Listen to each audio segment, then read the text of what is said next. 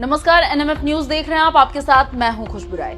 लोकसभा चुनाव से पहले देश में इलेक्टोरल बॉन्ड की काफी चर्चा हुई थी। चंदे की इस प्रक्रिया पर कई सवाल भी उठे तो किसी ने इसे पारदर्शी माना। सरकार ने दावा किया था कि इलेक्टोरल बॉन्ड की वजह से सही जानकारी मिल रही है, तो वहीं विपक्ष इस पर मुखर रहा। बीजेपी पर आरोप लगे कि कॉरपोरेट घरानों से चंदा लेकर सरकार उनके फायदे के लिए काम करती है। लड़ाई पारदर्शिता बनाम एक तरफा होने के मुद्दे पर शुरू हुई और आखिरकार सुप्रीम कोर्ट ने इससे रद्द कर दिया।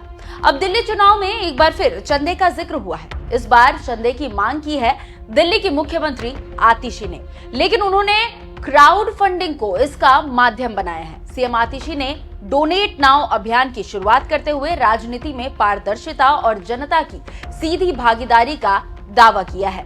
इसके तहत उन्होंने विधानसभा चुनाव लड़ने के लिए लोगों से मदद भी मांगी है। मैं अपने चुनाव के लिए, जो मैं कालकाजी विधानसभा से लड़ रही हूँ, एक क्राउड फंडिंग कैंपेन की शुरुआत कर रही हूँ। इस क्राउड फंडिंग कैंपेन का मकसद है कि जो 40 लाख रुपए मुझे चाहिए अपनी विधानसभा क्षेत्र में चुनाव लड़ने के लिए, मेरी आज दिल्ली के लोगों से, देश भर के लोगों से अपील है कि वो सामने आए और इस क्राउड फंडिंग कैंपेन में मुझे सपोर्ट करें।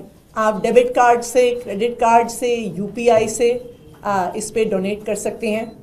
आप चाहें तो 100 रुपये डोनेट करिए, आप चाहें तो 1000 रुपये डोनेट करिए, आप चाहें तो उससे ज़्यादा पैसे डोनेट करिए, पर आपके इसी सपोर्ट से मैं कालकाजी विधानसभा में अपना चुनाव लड़ूंगी। वहीं आतिशी की जनता से क्राउड फंडिंग की अपील के महज कुछ ही घंटे में 100 से ज्यादा दानदाताओं ने उनके खाते में राशि ट्रांसफर कर दी। आतिशी ने 4 घंटे के भीतर करीब 10 लाख रुपए डोनेशन से जुटा लिए। पारंपरिक राजनीति में फंडिंग का मामला हमेशा विवादों में रहा है, जहां कॉर्पोरेट फंडिंग और गुप्त दान की बात होती है। इलेक्टोरल बॉन्ड में भी कॉर्पोरेट फंडिंग को बल मिला, इसलिए इस पर विवाद छिड़ गया। वहीं गुप्त दान में सवाल उठता है कि दानदाता की ओर से दी जाने वाली राशि किसी अवैध तरीके से तो नहीं जुटाई गई। ये ब्लैक मनी या हवाला की रकम भी हो सकती है। लेकिन आतिशी ने डोनेट नाउ अभियान को लेकर साफ किया कि यहाँ दानदाताओं की डिटेल्स सार्वजनिक की जाएगी। ये प्रक्रिया पूरी तरह से पारदर्शी होगी। 40 लाख रुपए एक मुख्यमंत्री के लिए गलत तरीके से इकट्ठा करना बहुत आसान होता है। दिल्ली का 77,000 करोड़ का बजट है।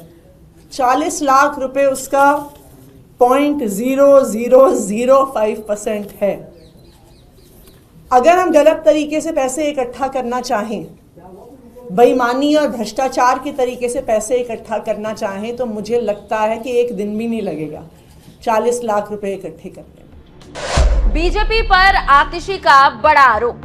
जनता से क्राउड फंडिंग के जरिए समर्थन जुटा रही आतिशी ने बीजेपी पर बड़ा आरोप लगाया। उन्होंने कहा कि बीजेपी पैसे से सत्ता और सत्ता से पैसा जमा करती है, इसीलिए उसे जनता के समर्थन की जरूरत नहीं है।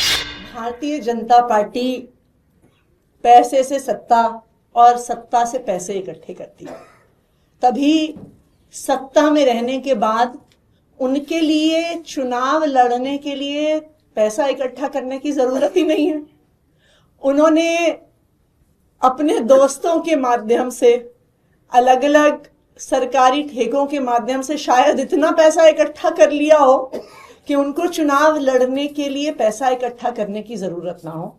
लेकिन आम आदमी पार्टी के नेता, विधायक, मंत्री, मुख्यमंत्री, हम ईमानदारी से सरकार चलाते हैं। हम अपनी तनख्वाह से अपना घर चलाते हैं।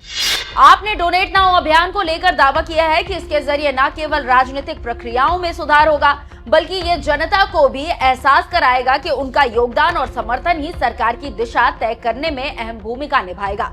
तो वहीं विधानसभा चुनाव की बात करें तो दिल्ली में 5 फरवरी को चुनाव होने वाले हैं, जबकि नतीजे 8 फरवरी को घोषित कर दिए जाएंगे।